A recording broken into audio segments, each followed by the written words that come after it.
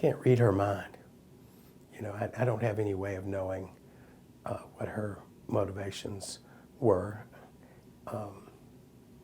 So it's a difficult question to answer. I don't really know why. I can speculate. She was getting older, in poor health. Maybe she wanted to tell her story for posterity. But you know, that's pure speculation. I don't pretend to know, you know, her mind or her heart. You know, I was surprised by the revelation, and but not shocked.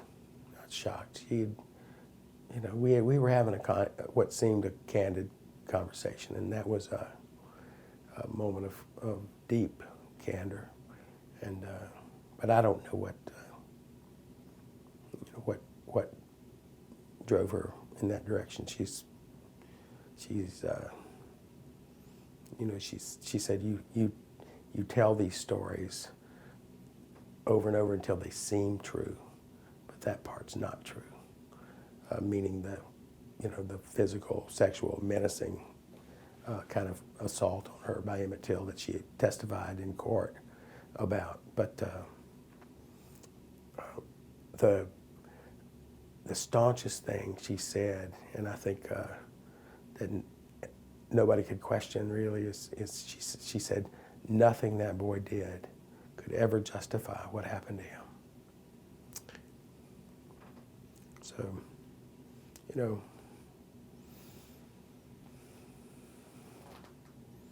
I don't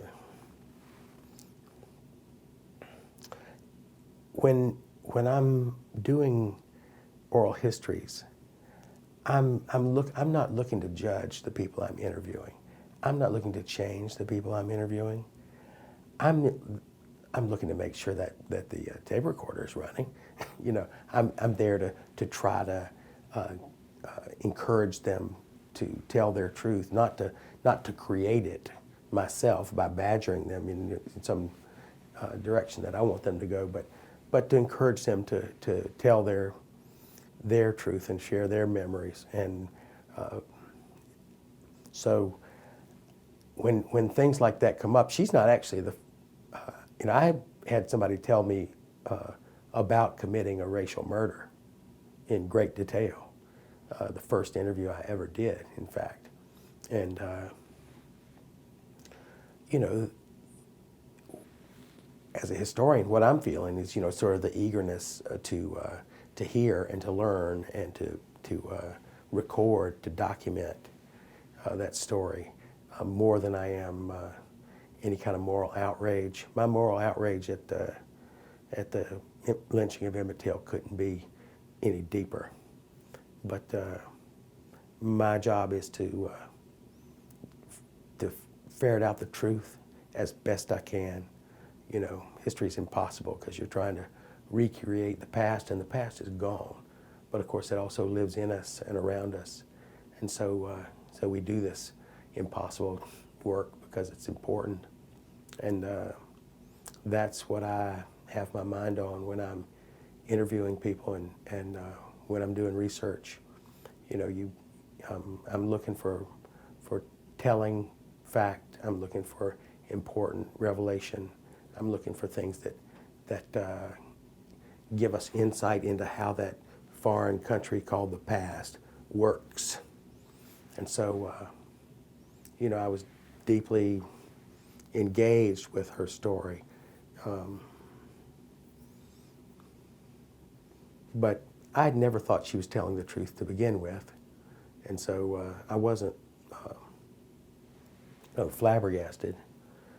I knew it was important that she had revealed it, but to me the story is really not there.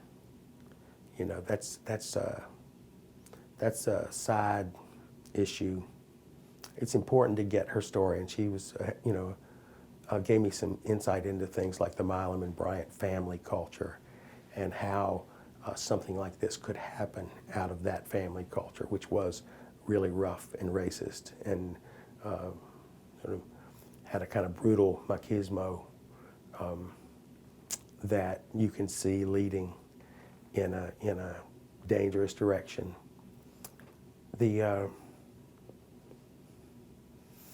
But you know, the heart of the matter really to me is what people are able to do out of this tragedy. That's the thing that matters most. That's why history. If history doesn't speak to the new day, it's just trivia.